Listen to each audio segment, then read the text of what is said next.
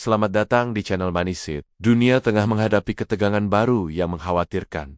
Perang dagang Amerika Serikat dan China kembali memanas. Pertemuan penting di Madrid yang membahas isu perdagangan, termasuk masa depan TikTok, bisa menjadi titik balik besar bagi arah ekonomi global. Namun, di balik diskusi antar dua raksasa ekonomi dunia ini, Indonesia tidak bisa tinggal diam. Efek domino dari konflik mereka bisa langsung menghantam tanah air, dari rupiah yang terancam goyah, hingga subsidi energi yang berpotensi jebol. Lantas, seberapa besar dampak mengerikan yang bisa dirasakan masyarakat Indonesia?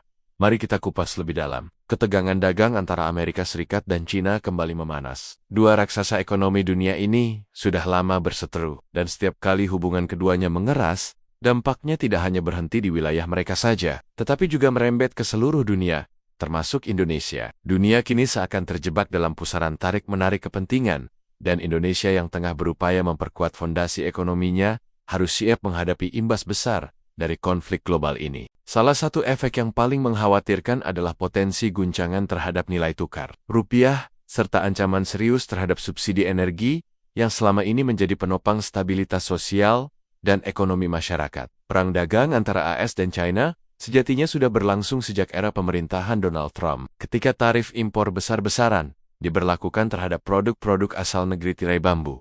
Sejak saat itu, pola hubungan dagang antara kedua negara menjadi penuh ketidakpastian. Pemerintahan Joe Biden tidak sepenuhnya menghapus kebijakan itu.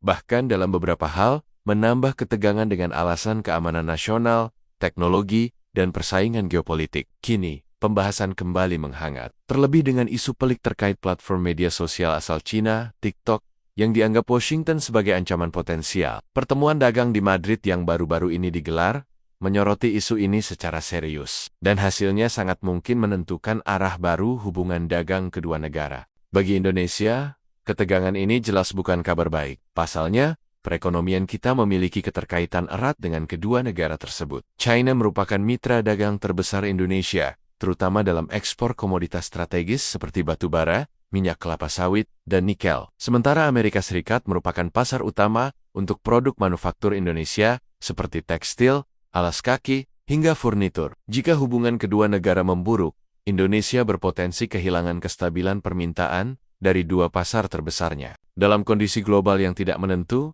hal ini tentu bisa memukul neraca perdagangan Indonesia. Yang lebih menakutkan lagi, setiap kali ketegangan dagang AS-China meningkat, investor global cenderung mencari tempat berlindung yang aman. Mereka biasanya menarik dana dari negara berkembang, termasuk Indonesia, untuk dialihkan ke aset safe haven seperti dolar Amerika dan emas. Fenomena ini membuat rupiah tertekan. Ketika rupiah melemah, impor barang modal, bahan baku, dan produk konsumsi menjadi lebih mahal. Efek domino pun terjadi. Biaya produksi meningkat, harga barang naik, dan pada akhirnya, masyarakat menanggung beban inflasi. Rupiah yang goyah bisa menjadi salah satu masalah utama yang akan menguji daya tahan ekonomi nasional. Selain rupiah, aspek lain yang tidak kalah penting adalah subsidi energi. Indonesia masih sangat bergantung pada subsidi untuk menjaga harga BBM, listrik, dan LPG tetap terjangkau masyarakat. Subsidi ini ibarat perisai bagi rakyat kecil, agar mereka tidak langsung terkena guncangan harga energi global. Namun, dalam kondisi perang dagang, harga minyak dunia sering kali melonjak, atau setidaknya menjadi sangat fluktuatif. Jika harga minyak mentah dunia naik tajam, akibat gangguan rantai pasok, atau ketidakpastian global, beban subsidi energi di APBN akan melonjak. Pemerintah terpaksa mengeluarkan dana jauh lebih besar untuk menutup selisih harga agar masyarakat tidak menjerit. Kondisi ini bisa mengganggu kestabilan fiskal negara. Bayangkan jika harga minyak naik 10 hingga 20 dolar per barel dalam waktu singkat. Kementerian Keuangan harus mengalokasikan tambahan puluhan hingga ratusan triliun rupiah hanya untuk subsidi energi. Padahal, dana sebesar itu seharusnya bisa digunakan untuk pembangunan infrastruktur, pendidikan, kesehatan, dan program sosial lainnya. Akibatnya, ruang fiskal menjadi sempit dan pembangunan nasional bisa terganggu. Tidak hanya itu, bila beban subsidi terlalu berat, pemerintah mungkin terpaksa mengurangi alokasinya, yang artinya harga BBM dan listrik bisa dinaikkan. Jika itu terjadi, daya beli masyarakat akan semakin tertekan, dan potensi gejolak sosial pun meningkat. Tak hanya sektor energi, ketegangan dagang juga bisa memukul industri dalam negeri. Banyak pabrik di Indonesia yang masih sangat tergantung pada pasokan bahan baku dari China, mulai dari komponen elektronik, bahan kimia, hingga mesin. Jika akses impor dari China terganggu atau harganya melambung karena tarif baru, maka biaya produksi dalam negeri ikut terdorong naik. Pada akhirnya, harga produk lokal pun tidak bisa dihindarkan akan naik. Inflasi akan menjadi tantangan berat bagi pemerintah dan masyarakat kelas menengah ke bawah yang paling rentan menanggung dampaknya. UMKM juga tidak luput dari imbas. Platform digital seperti TikTok dan e-commerce berbasis China menjadi salah satu kanal utama penjualan bagi pelaku usaha kecil. Jika ketegangan dagang semakin memanas dan TikTok dibatasi di pasar Amerika, gelombang regulasi bisa merembet ke negara lain. Tidak menutup kemungkinan, tekanan dari Amerika Serikat membuat berbagai negara memperketat aturan terhadap aplikasi tersebut. Jika akses TikTok terganggu, jutaan UMKM di Indonesia yang menggantungkan penjualan mereka lewat platform ini bisa terpukul. Penurunan omzet UMKM akan berdampak langsung pada lapangan kerja dan pendapatan masyarakat kecil. Ketegangan ini ibarat pedang bermata dua. Di satu sisi,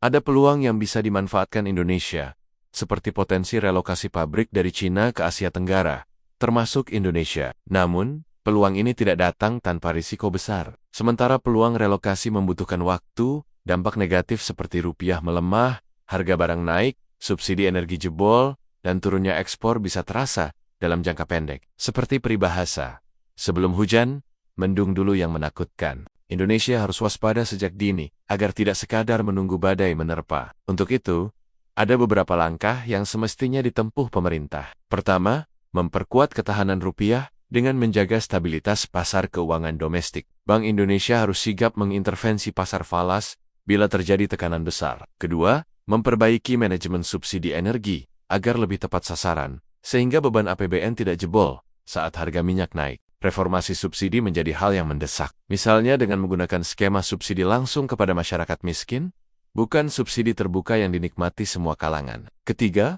pemerintah perlu mempercepat diversifikasi pasar ekspor. Selama ini Indonesia terlalu bergantung pada China dan AS. Jika ketegangan dagang mereka berlarut, ekspor Indonesia bisa terjebak dalam ketidakpastian. Pasar alternatif seperti India, Timur Tengah, Afrika, dan Eropa Timur harus segera digarap lebih serius. Selain itu, hilirisasi industri dalam negeri juga harus dipacu agar nilai tambah produk Indonesia lebih tinggi dan tidak sekadar mengandalkan komoditas mentah. Keempat, UMKM perlu mendapat perlindungan ekstra. Ketika platform digital global terguncang, UMKM tidak boleh dibiarkan kehilangan akses pasar. Pemerintah bersama swasta harus menyediakan alternatif kanal penjualan yang lebih stabil dan tidak terlalu tergantung pada satu platform saja. Ekosistem digital lokal harus diperkuat agar UMKM tetap bisa berjualan meski TikTok atau platform asing lain terguncang oleh ketegangan global. Pada akhirnya, ketegangan dagang AS-Cina adalah ujian besar bagi ekonomi Indonesia. Rupiah yang melemah bisa menjadi sinyal bahaya,